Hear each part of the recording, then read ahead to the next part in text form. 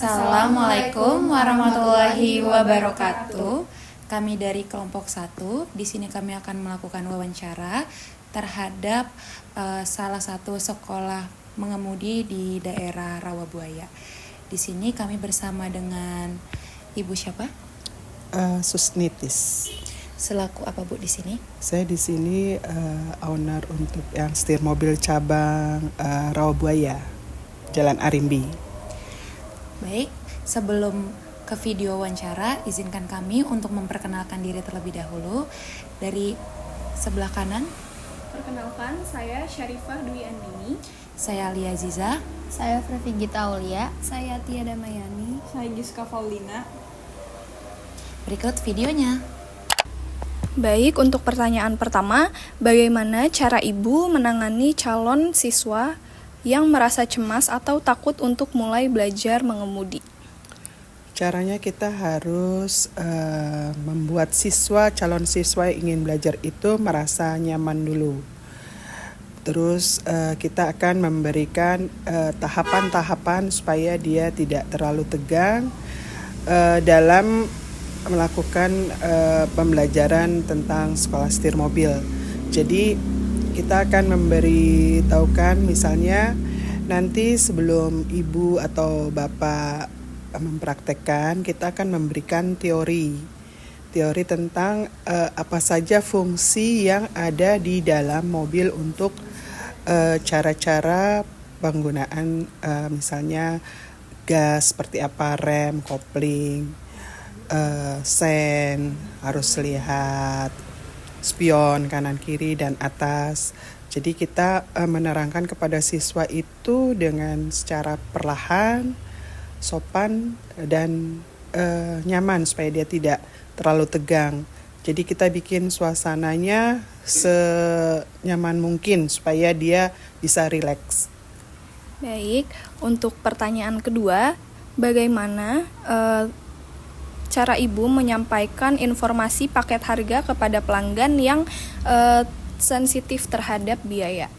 Oke, jadi kalau di setir mobil kita ini ada brosur ya. Brosur ini ada tahapan-tahapannya untuk ada beberapa paket.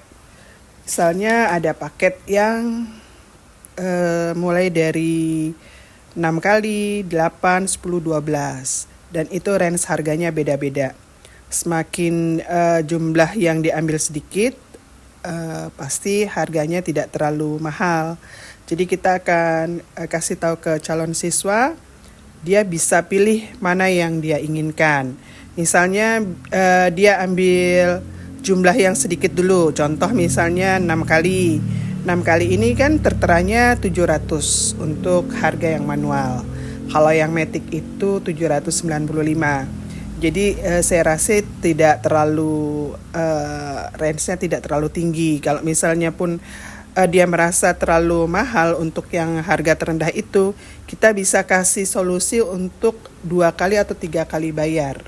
Jadi DP pertama, nanti belajar yang ke 3 kali, bisa pembayaran yang kedua, nanti belajar yang ke terakhir, misalnya di 6, sebelum dia belajar sudah harus lunas.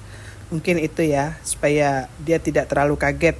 Kalaupun nanti dia belum paham, belum bisa, mau lanjut ke sesi berikutnya, tinggal tambah per sesi saja. Begitu sih. Oh, baik, terima kasih. Ini apa boleh ditunjukkan, Bu? Ini harga brosurnya yang tertera. Jadi ada per sesi, ada memperlancar, dan juga ada pemula. Jadi ada pilihan-pilihan untuk pertemuan yang berapa kali, 6, 8, 10, atau 12. Setiap sesinya kita per pertemuan itu 1 jam. Untuk pertanyaan selanjutnya, bagaimana pendekatan Ibu dalam menjelaskan keunggulan kursus siswa dibandingkan kompetitor? Kita kalau ingin mempromosikan tentang jasa kita kepada siswa, kita kasih lihat brosur yang sudah ada tertera. Tinggal mereka mau pilih paket yang berapa kali. Supaya mereka tertarik, kita bikin diskon. Jadi biar mereka tertarik, tidak lari ke kompetitor lain. Misalnya kita bisa kasih free di pendaftaran, atau bisa juga kita free kasih waktu sekitar 10 atau 15 menit. Bagaimana cara ibu berkoordinasi dengan instruktur lain ketika terjadi perubahan jadwal mendadak?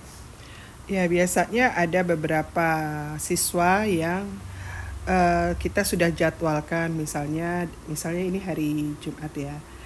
Hari ini dia di jam 8, tiba-tiba kita sudah tunggu, tiba-tiba dia ada info kalau di jam 8 dia tidak bisa datang.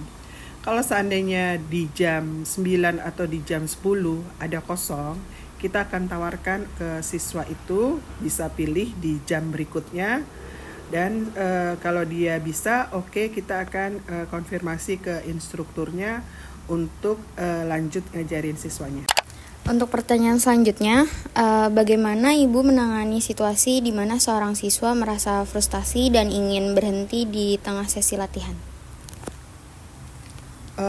Kalau misalnya siswa ada kendala atau masalah di dalam perjalanan dia sedang belajar dengan instrukturnya, mungkin instrukturnya akan ambil alih.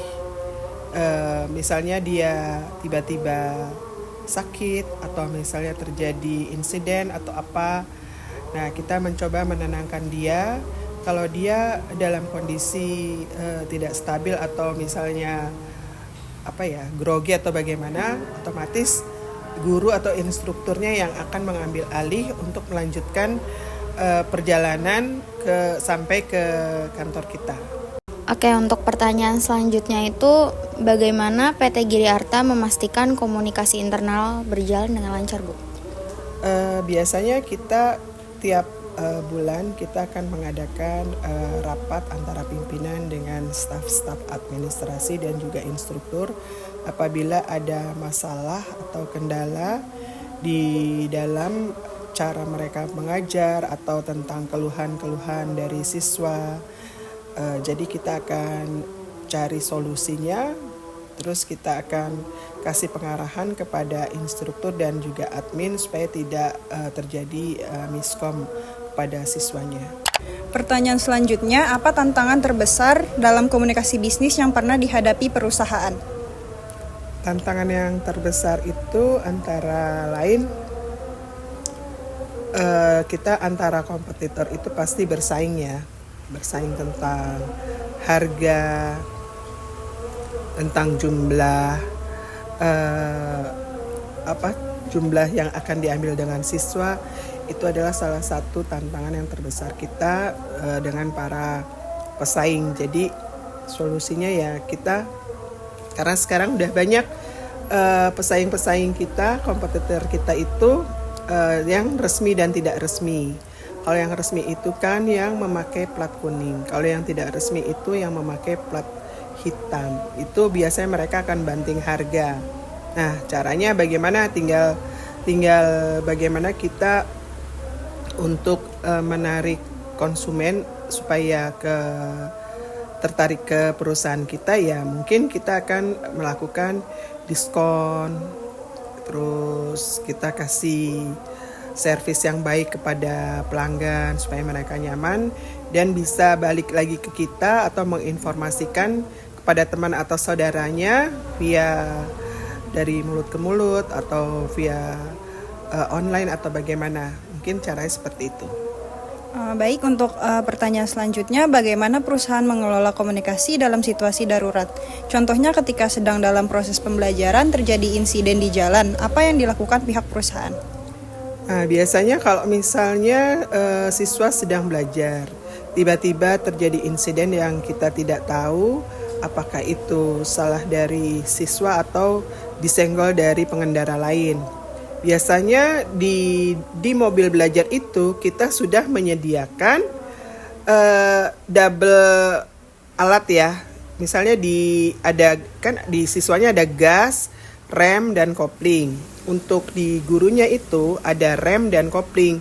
Jadi biasanya gurunya akan otomatis dia akan membantu siswa supaya menghindari tidak terjadinya kecelakaan. Kalaupun hal yang kita tidak inginkan itu terjadi, biasanya kita solusinya kita lihat dulu parahnya yang terjadi akibat kecelakaan itu seperti apa, rusaknya seperti apa.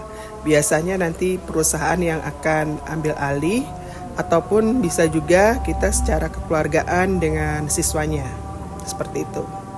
Baik, untuk 2 pertanyaan terakhir ya Bu. Yang pertama ini, pernahkah antara instruktur dengan manajer ini berselisih paham? Nah, kalau misalkan memang pernah, biasanya apa jalan yang diambil untuk mengatasi permasalahan tersebut? Kalau antara instruktur atau dengan pihak perusahaan, kalaupun ada mungkin kita akan cari solusinya, duduk bareng-bareng, kita rembukan, kita cari permasalahannya, dan kita sama-sama mencari jalan keluarnya.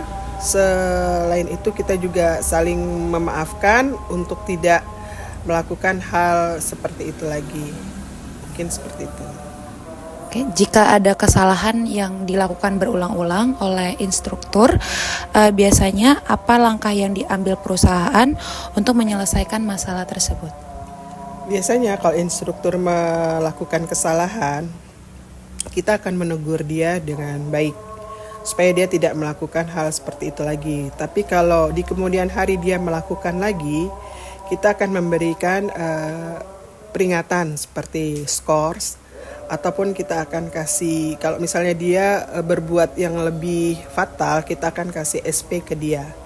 Dan setelah itu kita akan umumkan ke grup admin dan grup instruktur supaya mereka tidak melakukan hal yang sama. Jadi mereka tahu kesalahan dari instruktur yang sebelumnya untuk mereka tidak berbuat hal yang sama. Baik, sekian dari kami. Terima kasih. Baik, sekian dari video wawancara kelompok kami. Kurang lebihnya mohon maaf. Wassalamualaikum warahmatullahi wabarakatuh.